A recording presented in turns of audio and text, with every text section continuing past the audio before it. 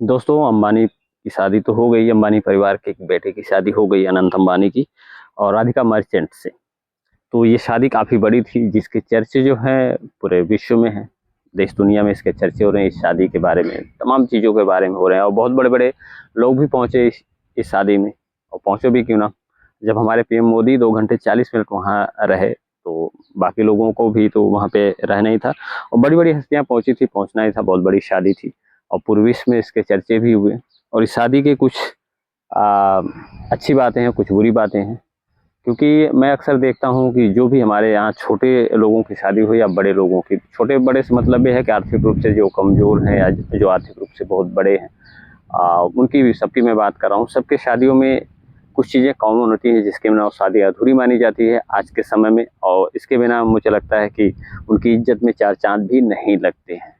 लेकिन इतनी बड़ी शादी है, मैं इसका बहुत ज़्यादा समर्थन तो नहीं करता, क्योंकि जियो ने अपने टैरिफ के दाम इतने ज़्यादा बढ़ा दिए कि जनता पे कितना ज़्यादा लोड पड़ा। शादी का कई गुना का खर्चा वो जनता से असूले और असूल भी रहेंगे, आगे भी असूलेंगे। तो इसके पक्ष में मैं रहूँ। हालाँकि बीएसएनएल के लिए लोग काफ़ी ज़्यादा टैगिंग कर रहे हैं, काफ़ी ज़्यादा जो है ट्रेंड चल रहा है बीएसएनएल के लिए कि बीएसएनएल की तरफ जाइए, उसमें पोर्ट कराइए। लेकिन अब बीएसएनएल कितना जाएगा आगे, कितना नहीं जाएगा, कितना सपोर्ट गवर्नमेंट से उसको मिलता है, कितना वो डेवलप करता है अपने आप को, ये तो सोचने वाली बात होगी। लेकिन आज बात करेंगे अंबानी की शादी की। इस शादी में बहुत दूर-दूर, मतलब देश-विदेश से लोग शिरकत किए, शामिल भी हो। कई कई आयोजन ऐसे भी हैं जिसमें कई दिनों तक बहुत लोगों को खाना भी खिलाया जा रहा है, 30-40 दिनों तक लगभग।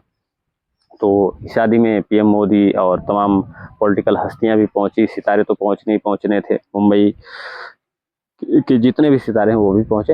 हालांकि मैं इस शादी का बहुत ज़्यादा समर्थन नहीं करता। इतना ज़्यादा पैसा बहाया गया। एक तरफ हमारे देश की जनता को, 80 करोड़ लोगों को मुफ्त राशन दिया जाता है। यानी आप मान के चल सकते हैं कि 80 करोड़ लोग जो खाने की, जिनके पास व्यवस्था नहीं है, राशन की व्यवस्था नहीं कर सकते, ऐसा आप मान सकते हैं।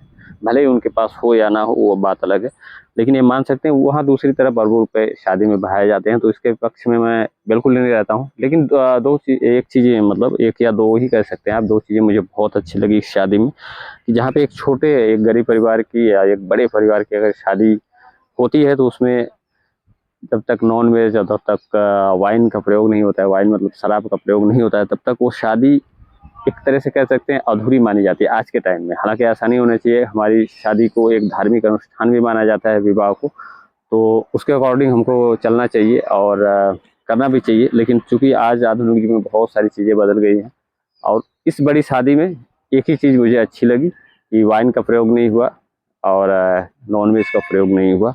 क्योंकि हमारी छोटी-बड़ी शादियों में ये चीज़ें ज़रूरी होती हैं। बहुत रिश्तेदार ऐसे होते हैं, बहुत लोग ऐसे होते हैं कि अगर ये चीज़ें नहीं प्रोवाइड करी जाती हैं, इसकी व्यवस्था नहीं की जाती है, वाइन, शराब की और नॉन-वेज की, तो नाराज़ हो जाते हैं और रिश्ते तक ख़त्म कर लेते हैं और इसको एक शान शौकत माना जाता है, चाहे गरीब की शादी हो या अमीर की शादी हो। तो ये चीज़ें होती हैं और अक्सर इन शादियों में खूब दारू या शराब या फिर नॉन-वेज या बहुत सारी चीज़ें चलाई जाती हैं, अपनी शान और शौकत को बढ़ाने के लिए, अपनी अपनी इज़्ज़त को बचाने के लिए कह सकते हैं। एक परिवार के लिए अपनी इज़्ज़त को बचाने के लिए, जिसके घर जिसकी बेटी की शादी है, और एक तरफ से अपनी शान शौकत में 4 चाँद लाने के लिए कि हमारे रिश्तेदार, हमारे लोग खुश रहेंगे इससे, उनको हम हर तरीके से खुश करेंगे। ये सही नहीं मुझे लग रहा है। और अंबानी की इतनी बड़ी शादी, पैसे की कमी नहीं, सारी चीज़ें थी, अरबों रुपए खर्च हो गए, लेकिन इस शादी में शराब एक बूँद तक नहीं चलाई गई, जिसमें काफ़ी महात्मा लोग भी पहुँचे थे, संत भी पहुँचे थे और नॉन-वेज का प्रयोग नहीं किया गया। तो ये चीज़ मुझे बहुत अच्छी लगी।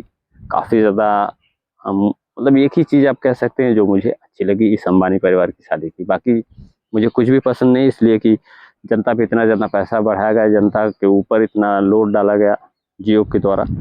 टैरिफ में 25, 20-20, 25% बढ़ोतरी की गई, तो मैं बिल्कुल इससे सहमत नहीं हूँ। बस इस शादी की एक जो पॉज़िटिव चीज़ है वो मुझे पसंद आई। फिलहाल आपको क्या लगा, ये चीज़ें अच्छी लगी या बुरी लगी, वो कमेंट सेक्शन में ज़रूर बताइएगा और नए हैं तो सब्सक्राइब करके चैनल को सपोर्ट ज़रूर करिएगा।